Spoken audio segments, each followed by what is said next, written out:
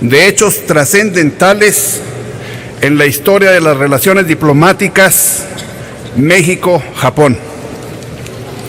En la madrugada del 9 de febrero de 1913 se alza el general Manuel Mondragón y abre las puertas de la prisión a los generales Bernardo Reyes y Félix Díaz, desarrollando rápidamente una acción que da por resultado la toma de Palacio Nacional y el desarrollo de una lucha armada entre los insurrectos y las fuerzas leales al presidente Francisco I. Madero.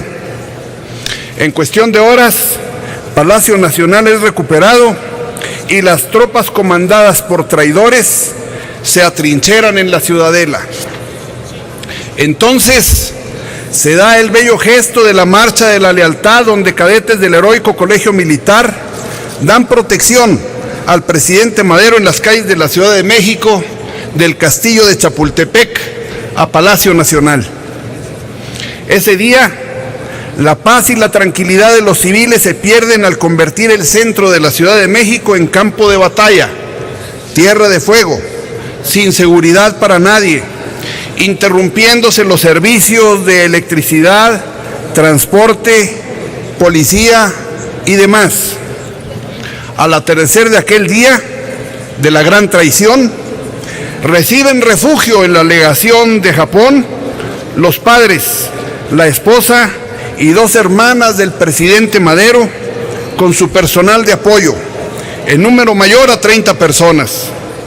Reportes iniciales informan de más de 300 muertos y heridos frente a Palacio Nacional ese día. Un diario acucioso llevado aquellos días nos permite conocer lo ocurrido al interior de esa legación, que en la aglomeración de tantos refugiados, para el lunes 10 querían ver con optimismo la posible recuperación de la paz y la tranquilidad. Lo que se desvanece cuando los combates en la Ciudadela para el martes 11 reportan más de 300 muertos y 500 heridos. El miércoles 12, en la dicha sede diplomática se escucha la intensificación del cañoneo y el constante tableteo de las ametralladoras que aumentan la angustia del personal y sus refugiados, que carecían de espacios y habían agotado sus víveres.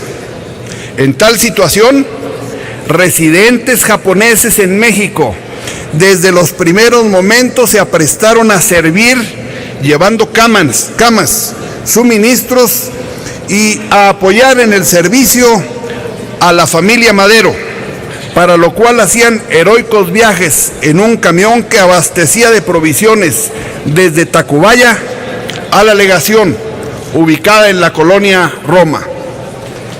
Igualmente, en misión diaria entre el fuego constante en las calles de la ciudad, residentes japoneses hacían labor de mensajería y comunicación telegráfica que permitiera el reporte a Tokio de lo que ocurría en el interior y en la Ciudad de México. Para el jueves 13 se recrudece el combate y proyectiles impactan la sede diplomática, reportándose para el viernes 14 explosiones con intensificación de metralla que en paralelo siembran angustia y desesperanza a la población y a la familia refugiada. Ese día a las 14 horas, al escuchar la alarma de incendio, desde la azotea del mismo edificio, la familia Madero y el personal observan en silencio doloroso el gran incendio provocado a la casa de la familia Madero, ubicada en la colonia Juárez. La ciudad estaba sumida en el caos, banca, comercio, servicios, todo suspendido, con el cálculo de más de 5,000 muertos y heridos, estimando que el 90% de las víctimas eran civiles. El ambiente se impregnaba con el olor repugnante de los miles de cadáveres incinerados con petróleo a cielo abierto. El sábado 15 de febrero, ante la amenaza de bombardeo a la sede de la representación de Japón, sale la familia Madero a refugiarse en el castillo de Chapultepec. Lejos de contar con la protección de fuerzas militares o policíacas en su traslado, aquí un hecho muy importante: el jefe de la legación diplomática el excelentísimo señor Kumaichi Horiguchi decide enviar a su propia familia como escudo, a sabiendas de que las balas y la metralla no conocen de esos acuerdos internacionales.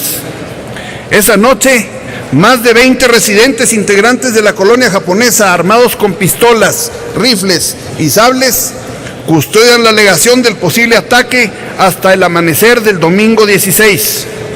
El lunes 17, la fuerza de la costumbre hacía aceptar la intensidad de los cañoneos, lo que el martes 18 hizo extrañar a la población por el inusitado silencio que se observó en la mañana de ese mismo día.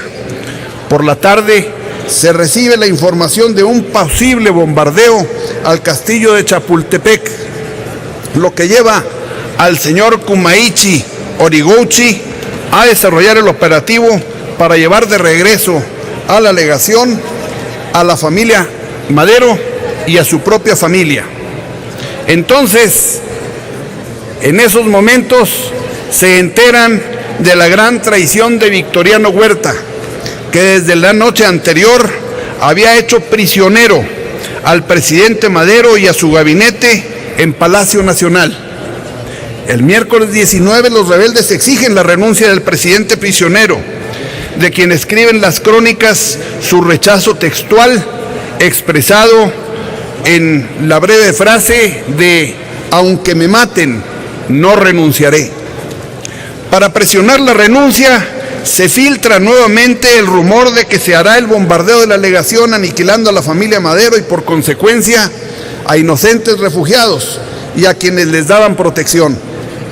De inmediato, como lo relata en su sentido testimonio el honorable representante de Japón, el excelentísimo señor Kumaichi Horiguchi, acompañado del secretario Quinta Arai y del residente doctor Suzuki, solamente armados con un maletín de emergencia, se dirigen a Palacio protegidos con una pequeña banderita del sol naciente, como si ésta fuera suficiente para blindarse ante los ataques que había entre los bandos. Y lo hacen entre el fuego cruzado de los bandos en conflicto, con alto riesgo para sus vidas. Al llegar a Palacio, explican el motivo de su presencia, acreditan su condición diplomática y solicitan entrevista con el jefe de la rebelión, Victoriano Huerta, la que logran de inmediato. Ahí, en larga y detallada entrevista, explican el motivo de su presencia y exigen garantías para la legación japonesa y sus ilustres refugiados, la que sin más posibilidades en contrario es concedida, reafirmando el respeto que la norma internacional y humana establecen para estos recintos y sus residentes. En esta entrevista aprovecha el ministro Kumaichi Horiguchi no solamente para exigir garantías, sino también para dejar plasmada una gran lección de humanismo en la diplomacia, para evitar malas interpretaciones en su actuación como diplomático. Entonces expresó: hay un adagio en el Japón que dice que al ave perseguida que se refugia en la casa de uno mismo no se le puede matar.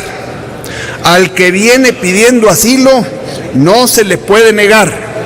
Sin distinción de partidos ni de clases, todo el mundo tiene que ser protegido, mucho más tratándose de personas ancianas y sin protección, como los padres del señor Madero y sus familiares. Es la simpatía que tienen los japoneses por los mexicanos en general, sin distinción. Y esa protección que dio la legación a la familia del presidente no fue por tratarse de esa familia, sino que se le daría la misma protección a cualquier mexicano. Palabras textuales del señor ministro Horiguchi. En esa circunstancia, el ministro aprovechó para pedir al carcelero mayor le permitiera una entrevista con el presidente prisionero, la que logra trasladándose al primer piso de Palacio, dando palabras de aliento al presidente y en un conmovedor diálogo, informándole que su padre, su madre, su esposa y sus hermanas seguirían siendo protegidas por el pueblo de Japón en su legación en México. La misma noche del 19 de febrero, el señor Kumaichi estuvo al pendiente en la estación del ferrocarril hasta la madrugada, esperando en vano al presidente Madero que llegara a la misma para su viaje a Veracruz, rumbo al exilio nunca alcanzado. En las horas de ese día, Victoriano Huerta arrebata la renuncia de Madero, firmada bajo condición de su propia liberación, y entonces se declara presidente provisional. Ese mismo día, la familia Madero y el personal diplomático recibieron en la delegación informe que el hermano del presidente Madero había sido torturado y fusilado la misma noche anterior en la Ciudadela, dando así, en aquella circunstancia, consuelo en su dolor y aflicción a sus padres y a la familia, en escena conmovedora y de gran compasión. El jueves 20, el señor Origouchi con el cuerpo diplomático visita Palacio y obtienen la promesa de respetar la vida de los cautivos, guardándolos en lugar seguro, sin liberarlos para evitar su alzamiento, según ofreció el falso presidente. La noche del jueves 20, la familia Madero sale de la legación, quedando como única refugiada la esposa de don Francisco Madero. El viernes 21, el presidente provisional recibe al cuerpo diplomático en Palacio Nacional y el embajador de Gran Bretaña elogia abiertamente la valentía y el altruismo del ministro de Japón, quien al salir de Palacio recibe vítores del pueblo, mientras el presidente Madero y el vicepresidente Pino Suárez siguen detenidos y liberados su gabinete. El sábado 22 transcurre para prisioneros, sus familias y la nación entera, como transcurren las horas de navegantes al garete y en la sospecha del inminente naufragio. El domingo 23, a las 7 de la mañana, se presenta una amiga de la señora Madero en la legación para informarle que la noche anterior a las 23 horas, su esposo, don Francisco Madero, y don José María Pino Suárez habían sido asesinados en su traslado a Lecumberri. Sin pérdida de tiempo, con el embajador Cologan de España se trasladan a hacer gestiones para reclamar el cuerpo del presidente, para más tarde con los embajadores de Inglaterra y España exigir que los funerales de el señor Pino Suárez y Madero deberían efectuarse con los honores correspondientes. Desde ese día hasta el 23 de marzo de 1913, Madame Origouchi visitó diariamente a la viuda del presidente Madero, fecha en la que terminaron su misión diplomática. Estos hechos aquí planteados me llevan a solicitar a este honorable Senado el siguiente punto de acuerdo. Primero, se realicen por los medios idóneos las compulsas hemerográficas y las investigaciones complementarias que reafirmen y enriquezcan los conceptos aquí vertidos. Segundo, se registren estos hechos con toda su valía y detalle y se conserven como una de las páginas más bellas en la historia de las relaciones del pueblo de México con el pueblo de Japón, cuya representación diplomática en nuestro país desde entonces honra su generosidad y grandeza. Tercero, se promueva la difusión por los medios adecuados de manera sistemática este gran ejemplo de profundo humanismo y valentía en la diplomacia, incorporándolo en su parte correspondiente a los textos de nuestra historia patria. Cuarto, a 102 años de aquellos sucesos, este Senado haga llegar al honorable Senado de Japón nuestro reconocimiento a su pueblo, a su gobierno y a los descendientes del excelentísimo señor ministro Kumaichi Origouchi, y a los descendientes hacerles saber nuestro agradecimiento perenne y eterno, trayéndolo a esta tribuna como un ejemplo de paz y hermandad que jamás podrá olvidarse. Quinto, se informe al ciudadano presidente de la República y al ciudadano secretario de Relaciones Exteriores las determinaciones tomadas por este honorable Senado, para que su actuación, si así lo decide, sea coincidente en honrar hechos tan destacados. Sexto, se dé información amplia a los cabildos en todo el país para que en el ámbito de sus atribuciones y considerando su propia circunstancia, honren la memoria del señor Kumaichi Horiguchi, dando su nombre a calles y lugares en su municipio, y así también se reconozca a los miembros de su propia colonia japonesa. Séptimo, se reimprima y difunda el diario escrito por el señor ministro. Octavo, si un día en este Senado de la República se pinta un mural, se incluye la imagen del señor Kumaichi Horiguchi.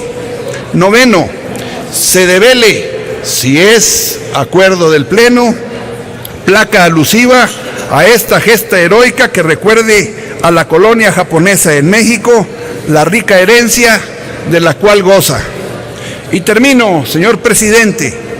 Si pasó tanto tiempo para que en esta tribuna se relatara someramente lo escrito en su diario por el señor Kumaichi Horiguchi, con lo entonces por él y su familia vivido, actuado y sufrido, que por siempre las futuras generaciones recuerden este hecho y lo conserven como un lucero fulgurante que sin polvo y sin olvido ilumine en las noches que con frecuencia llenan de tristeza y dolor las relaciones de las naciones.